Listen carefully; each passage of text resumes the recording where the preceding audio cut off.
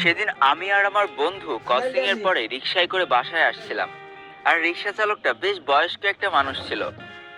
আমি আর আমার বন্ধু ফ্রি ফায়ার গেমটা নিয়ে আলোচনা করতে করতে বাসায় আসছিলাম। আমরা দুইজন তো একই সাথে গেমটা খেলি, তাই ওকে আমি বলছিলাম যে আজকে কখন থেকে খেলা শুরু করবি। আমার বন্ধু আবার গেমের পিছনে বেশ ভালোই টাকা খরচ করে, তাই আমি আবার ওকে বলছিলাম যে নতুন কোবরা ইভেন্ট আসছে, কত টাকা খরচ করবি দোস্ত? মোটামুটি ভালো টাকা তো লুটে নেবে। ঠিক এমন সময় ওই মুরব্বী রিক্সাওয়ালাটা একটু মাথাটা ঘুরিয়ে আমাদের কাছে জিজ্ঞাসা করলো যে বাবা, তোমরা যে গেমটা খেলো সেই গেমটা খেলতে গেলে কি কথা বলা লাগে? তো আমি বললাম, হ্যাঁ আঙ্কেল, এই গেমটা খেলতে গেলে বেশ কথা বলা লাগে, যত কথা বলা যায় তত এই গেমটার মজা নেওয়া যায়। তারপরে সেই রিক্সাওয়ালাটা আবার আমার কাছে জিজ্ঞেস করলো যে এই গেমটার পিছনে কি টাকা খরচ করতে হয়? তো আমি বললাম, হ্যাঁ আঙ্কেল, যদি ইচ্ছা করা হয় তাহলে এই গেমটার পিছনে প্রচুর টাকা নষ্ট করা যায়। তখন সেই রিক্সাওয়ালাটা একটু রেগে গিয়ে আমাদের দিকে তাকিয়ে বলল যে বাপ, তোরা যে গেমটা খেলছিস সেই গেমটা যে তোদের জীবনটা ধ্বংস করে দিচ্ছে, তোরা কি তা বুঝতে পারিস? আমার খুব কষ্ট লেগেছিল, তাই আমি আঙ্কেলের কাছে জিজ্ঞেস করতে বাধ্য হই যে কেন আপনি আমাদের দুজনকে এইভাবে বকলেন। তখন বলতেছে, বাবা কিছু মনে করো না, আমার না একটা ছোট্ট বাচ্চা ছিল। ওর যখন 4.5 বছর বয়স ছিল তখন ওর মা আমাদের দুইজনকে ছেড়ে চলে যায়, আমাদের সংসার আর করেনি। তারপর থেকে যে কতটা কষ্ট করে ওকে আমি মানুষ করেছি তার কি বলবো। প্রথম দিকে শরীরে জোর ছিল, রাজমিস্ত্রির কাজ করতাম, বেশ ভালো টাকা ইনকাম করতে পারতাম। আর আমি সবসময় চাইতাম আমার ছেলে যেন মানুষের মতো মানুষ হয়, তাই তার পড়াশোনার দিকে খুব জোর দিতাম। আমার একটাই স্বপ্ন ছিল আমার সন্তান যেন একটা বড় অফিসার হয়। সৃষ্টিকর্তার কাছে আমি যা চেয়েছি সৃষ্টিকর্তা আমাকে তাই দিয়েছিল। আমার সন্তানের ব্রেন যে এত ভালো ছিল বাবা, সে আর কি বলবো। ছোটবেলা থেকে মা হারা ছেলেটা আমার, সবসময় চেষ্টা করতাম মার অভাবটা পূরণ করার। সে আমার যত কষ্টই হোক, সারাদিন কত পরিশ্রম করেছে আমার সন্তানটাকে একটু মানুষের মতো মানুষ করার জন্য। বিশ্বাস করো, বড় ওয়ান ছোট ওয়ান প্রত্যেকটা ক্লাসে আমার সন্তানের রোল 1 2 3-এর মধ্যে থাকতো। যখন বছর শেষে রেজাল্ট দিত আমি তো কিছু বুঝতাম না, পাড়ার ছেলে মেয়েদের দেখাতাম, সবাই বলতো আমার ছেলে নাকি পুরো ফাটাই দিয়েছে, অনেক ভালো রেজাল্ট করেছে। এই কথাটা যখন শুনতাম তখন গর্বে আমার বুকটা ফুলে উঠতো। এই করতে করতে আমার ছেলেটা ক্লাস 8-এ উঠে গেল। এদিকে আমার শরীরটাও একটু অসুস্থ হয়ে পড়লো, তাই আমি আর রাজমিস্ত্রি কাজ করতে পারতাম না। তাই কিছু টাকা জমানো ছিল, সেই টাকা দিয়ে একটা রিক্সা কিনলাম। অটো রিক্সা কিনতে পারিনি বাবা, অটো রিক্সা তো মেলা দাম, তাই পায়ে চালিত রিক্সা কিনলাম। তারপরে বাবা রাজমিস্ত্রির কাজটা ছেড়ে দিয়ে এই রিক্সাটা চালানো শুরু করলাম। আগে যেখানে 500 টাকা ইনকাম হতো এখন সেখানে 250 300 টাকা করে ইনকাম হয়। তারপরে আমার সন্তানকে আমি কখনো বুঝতে দিইনি, সর্বোচ্চ চেষ্টা করেছি তাকে ভালো রাখার। এদিকে সবাই বলতেছে 8-এ নাকি আবার কি বোর্ড পরীক্ষা হয়। সারাদিন রিক্সা চালায় সন্তানের উপরে প্রচন্ড খেয়াল রাখতাম যাতে আমার সন্তানটা এই বোর্ড পরীক্ষায় ভালো রেজাল্ট করে। এই করতে করতে বোর্ড পরীক্ষাটা শেষ হয়ে গেল, একদিন রেজাল্টও দিয়ে দিল। ওই দিন সবার মুখে শুনেছিলাম আমার ছেলে নাকি সব থেকে ভালো রেজাল্ট করেছে আমাদের এলাকার ভিতরে। ওই দিন আমার সন্তানকে জড়িয়ে ধরে অনেক কেঁদেছিলাম বাবা। মনে করেছিলাম আমি হয়তো সফল একজন বাবা, আমি হয়তো আমার সন্তানকে সর্বোচ্চ চেষ্টা করে মানুষের মতো মানুষ করতে পারছি। বিশ্বাস করো বাবা, সারাদিন এই কঠোর পরিশ্রম এক চান্সে দূর হয়ে যেত যখন বাসায় যেয়ে দেখতাম আমার সন্তানটা পড়াশোনার জন্য বই নিয়ে বসে আছে। ছেলে তো বোর্ড পরীক্ষায় ভালো রেজাল্ট করেছে, তাই স্কুলের সকল স্যার ম্যাডামরা বললো তাকে সায়েন্স দিয়ে দিতে। বাবা, একটা সন্তানকে সায়েন্সে পড়াতে গেলে যে কি খরচ সে শুধু সেই বাবা মাই জানে যে তার সন্তানকে সায়েন্সে পড়ালেখা করায়। 3 4টে স্যারের কাছে পড়াতে হতো, কি করে যে টাকা জোগাড় করতাম আমি নিজেও জানতাম না। এমন অনেক দিন গেছে যেখানে আমি সারাদিন না খেয়ে সেই টাকা জমিয়ে আমি আমার সন্তানের স্কুল কলেজে দিয়ে এসেছি। হঠাৎ করে দেখলাম কি একটা ভাইরাস এসে গেছে, সবকিছু বন্ধ হয়ে গিয়েছে, স্কুল কলেজ সব বন্ধ হয়ে গেছে। একদিন আমার ছেলে আমার কাছে এসে বলতেছে, বাবা আমার একটা ফোন লাগবে। আমি আমি বলতেছি, কেন রে বাবা, গরিবের সংসারে আবার ফোন কি হবে? বলতেছি স্কুল কলেজে নাকি ইন্টারনেটে ক্লাস হচ্ছে, ওইগুলো সে না করলে অনেক পিছিয়ে যাবে। তখন আমার কাছে গচ্ছিত মাত্র 3টে হাজার টাকা ছিল। বাকি 7 হাজার টাকা জোগাড় করতে যে আমার মাথার ঘাম পায়ে চলে গিয়েছিল। তারপরে আমি 10 হাজার টাকা দিয়ে আমার ছেলেকে একটা ফোন কিনে দিয়েছিলাম।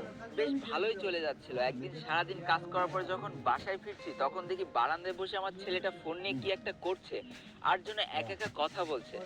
আমি যে বলতেছি, কি রে বাপ, তুই এভাবে একা একা কথা বলতেছিস কেন? তখন সে বলতেছে, বাবা একটা ভালো গেম খেলতেছি, বেশ মজা পাচ্ছি, সারাদিন তো পড়াশোনা করলাম, তাই এখন একটু গেম খেলি। আমি বলতেছি, সারাদিন হয়তো পড়াশোনা করে, এখন একটু গেম খেলুক।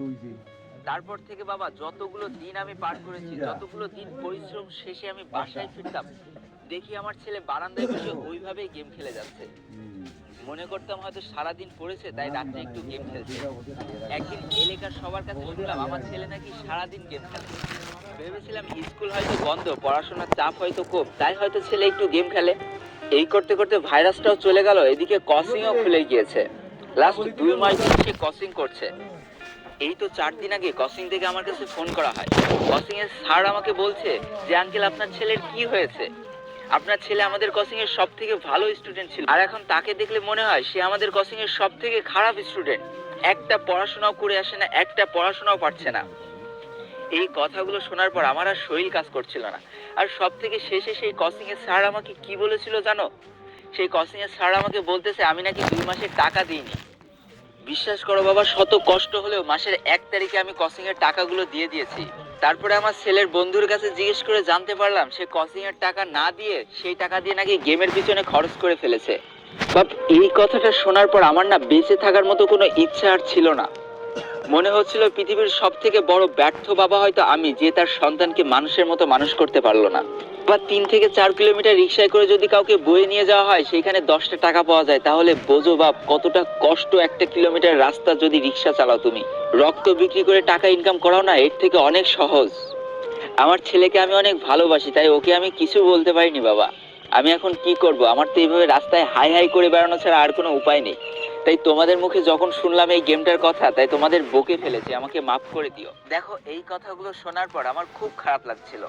তাই সকল গেমারদের উদ্দেশ্যে কয়েকটা কথা বলতে চাই। এভাবেই হয়তো প্রতিনিয়ত কষ্ট পাচ্ছে আমাদের শত শত বাবা মা।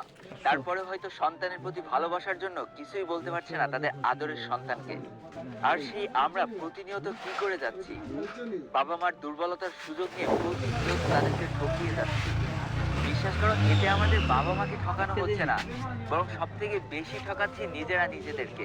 আজকে তোমরা টপ আপ করছো বলে কয়েকটা বন্ধু হয়তো তোমাদের দেখে হাতে তালি দিচ্ছে আর বলছে দেখ এই ছেলেটা সব ধরনের ড্রেস নিয়েছে।